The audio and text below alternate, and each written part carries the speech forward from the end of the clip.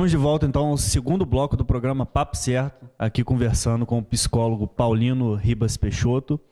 E como a gente falou aí na volta do intervalo, eu deixei uma pergunta no primeiro bloco, que seria que muitas das vezes a população às vezes vê aquela pessoa que procura o atendimento psicológico como uma pessoa que vai buscar conselhos.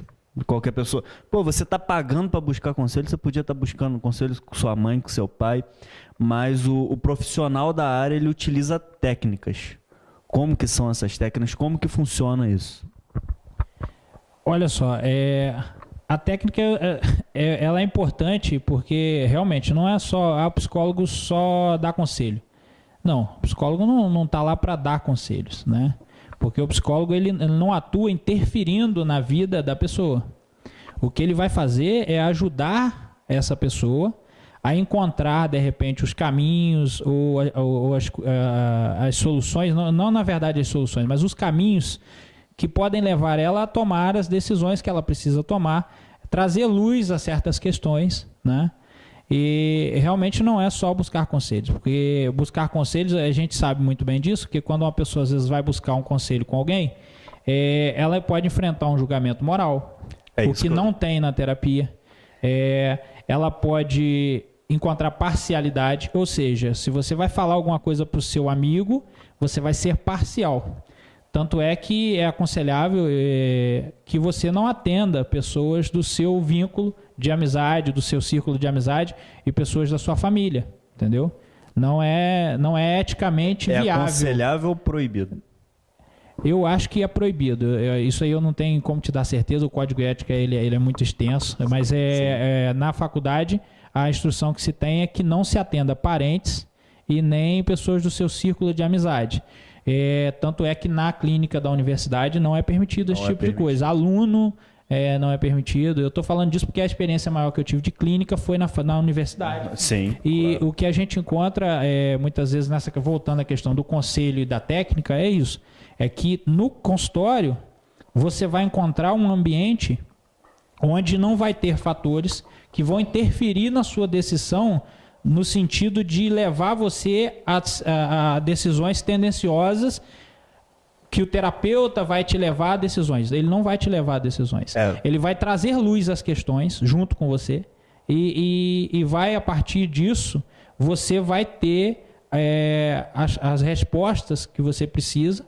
Você vai talvez encontrar essas respostas para poder tomar as decisões que você precisa. Mas a decisão ela é do paciente, a vida ela é do paciente, o psicólogo ele não vai interferir. E a questão do conselho, uma grande diferença é essa questão do julgamento moral e da parcialidade. O terapeuta ele não tem julgamento moral sobre o que o paciente vai lhe trazer e ele não vai interferir, ele vai agir imparcialmente.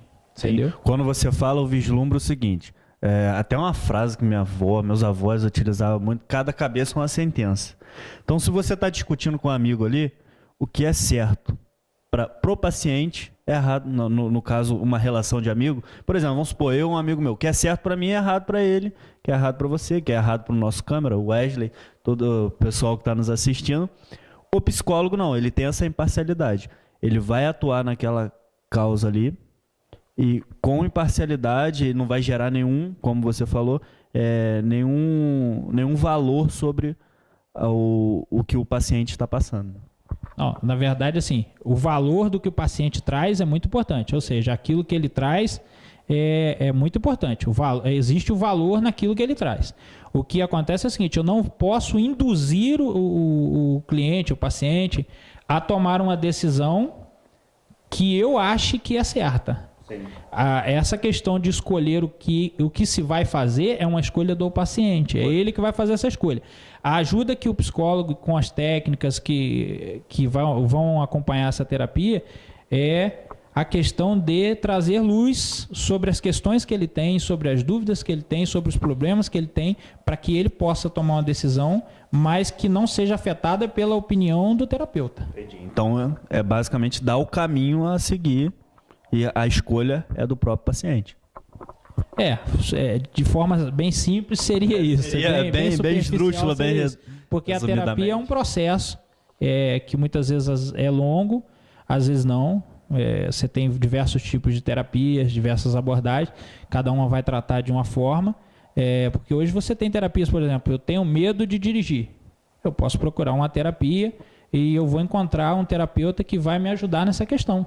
Sim. Entendeu? E às vezes é uma terapia que vai durar um pouco menos porque eu tenho uma questão específica para tratar. Então, numa certa abordagem, eu vou encontrar um terapeuta que vai me ajudar a perder o medo de dirigir de repente. Agora, tem outras questões que vão demandar mais tempo, que vão ser mais demoradas e que é uma questão de investimento, que você falou da questão da saúde mental. Nós temos uma campanha também de janeiro, chama Janeiro Branco, sim, que é uma campanha que vai valorizar essa questão da saúde mental, porque saúde mental é investimento. Você está fazendo um investimento em você. Isso é uma questão muito importante da sua vida, você está fazendo um investimento. É um investimento. Entendi. Quando você falou essa questão da pessoa e tal, de investir em si próprio, o que eu pensei? Às vezes a mente ela é muito complexa. O ser humano é muito complexo. E algumas coisas coisas tão simples pra gente, às vezes a pessoa que está passando por aquele trauma, está passando por aquilo, é muito difícil dela lidar. Eu tenho um exemplo, uma amiga que eu tive de infância, que ela tinha trauma de borboleta. Por exemplo, ela via um borboleta, ela saía correndo. E para a população, para quem está vendo aquilo ali, é uma coisa que não dá para se entender. Mas ela tem um trauma e tem que fazer um tratamento em cima daquilo ali. Como que você vê todo esse cenário? Isso é uma coisa que a gente já falou antes, que é a questão do julgamento moral. Ou seja, para muitas pessoas o medo de borboleta é uma besteira, é uma coisa trivial, uma coisa que não deve ser levada em consideração. Mas talvez isso afete significativamente a vida dessa pessoa. Então é uma fobia, é um medo patológico, que às vezes se desenvolve de algumas coisas. Que precisa de tratamento. E que precisa de ajuda. Então na terapia ela não vai ter esse julgamento moral. Se ela for procurar ajuda porque ela tem medo de borboleta, ela não vai ter um julgamento moral por causa disso. O terapeuta não vai achar aquilo uma besteira. Ele vai procurar uma forma de ajudá-la. Ele sabe que aquilo afeta na vida dela, tanto que ela pode deixar de fazer diversas coisas por causa disso. Você falou aí do Janeiro Branco, a gente tem Setembro Amarelo, a gente tem diversas campanhas que foram sendo criadas no Brasil, no mundo inteiro, né, para tratar determinadas doenças, determinadas atividades. Tem a questão do Novembro Azul, que é para as pessoas fazerem o exame de próstata e tal. Qual a importância desses movimentos que são criados pelo mundo? Porque a gente acaba atingindo a população mundial. Então, você deve ter dados, eu dei uma pesquisada, mas não sou muito... não sou da área, então não sei muito. A gente tem, no Brasil, um número muito alto de problemas psicológicos, psiquiátricos, não sei como que eu poderia definir. Como a questão da causa de suicídio, depressão, e qual a importância desses movimentos para essas pessoas que estão passando por esses momentos difíceis? Olha só, a psicologia, no caso, a psicologia em si, como você falou assim, o preconceito das pessoas com relação ao psicólogo que é médico, cuida de maluco. Né? Cuida de maluco, Então, pelo senso comum. Você faz uma campanha no intuito de intervir na cultura, porque isso é uma questão cultural, entendeu? Eu ouvi de uma criança uma vez, falou assim, você é psicólogo? Eu falei, sim. Então você cuida de doido. Aí eu achei aquilo engraçado, falei para ela, não, psicólogo não é só para cuidar de doido. Ou seja, uma criança, ela já sofreu uma influência da cultura e ela já repetiu essa frase que ela ouviu de alguém. Já está reproduzindo. Já está reproduzindo. Então, se uma criança já sabe isso, ela vai crescer, né, com essa mentalidade. Com essa coisa na cabeça de que psicólogo é para cuidar de maluco. Então, se em algum momento da vida dela ela precisar de um psicólogo ou alguém disser para ela que ela precisa de um psicólogo, ela pode associar isso ao fato de que ela esteja maluca ou de que é um termo assim que a gente nem usa, mas assim, que ela tem algum transtorno. Sim. Que na verdade talvez ela nem tenha. Mas que pode às vezes até agravar a situação dela. A importância das campanhas, hoje a gente tem a influência muito grande das mídias sociais, da internet e uma difusão muito grande da informação, aí o que a gente tem é que as campanhas elas são importantes para poder fazer intervenção na cultura. Por exemplo, Setembro Amarelo está tendo visibilidade, você está trazendo à luz e trazendo à tona assuntos que precisam ser discutidos. Sim. Precisam para a melhoria da vida das pessoas. Das pessoas. Quando você falou, nessa mesma linha que a gente está discutindo, você falou a questão da internet. E a pessoa, quando ela tem algum problema, hoje a internet influencia a vida de todo mundo. Tanto que eu estou aqui, eu estou trabalhando pelo celular, estou conversando com você, estou conversando com todo mundo. E a internet, ela influencia. Então, a pessoa, às vezes, com esse medo de ir ao psicólogo, porque pelo senso comum trata de maluco, ela vai para a internet, vai para o popular Google, né? Que é o pai dos burros. E essa questão dela ir para o Google, isso acaba ajudando ou piorando a situação dela? Como que eu posso te falar? É preferível, é claro, que ela procure o profissional do que procure o Google, mas como que isso influencia a vida dela? Às vezes a internet, ela presta, por exemplo, do mesmo exemplo que a gente deu, que a internet é muito importante e as mídias sociais são importantes para poder difundir a questão das campanhas, muitas vezes ela presta um desserviço. Porque na internet a gente tem muitos artigos acadêmicos que vão falar de assuntos científicos importantes e que vão trazer contribuição, mas que se você não usar de forma adequada, se você não absorver a informação de forma adequada, pode trazer um desserviço, né?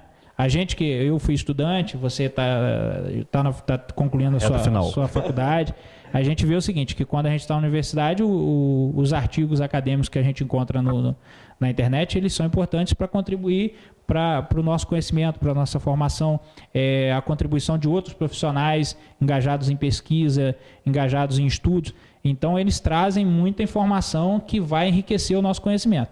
Mas a internet também presta um desserviço quando a pessoa, ao invés de procurar um profissional, ela vai procurar lá no Google e bota lá os sintomas dela, né?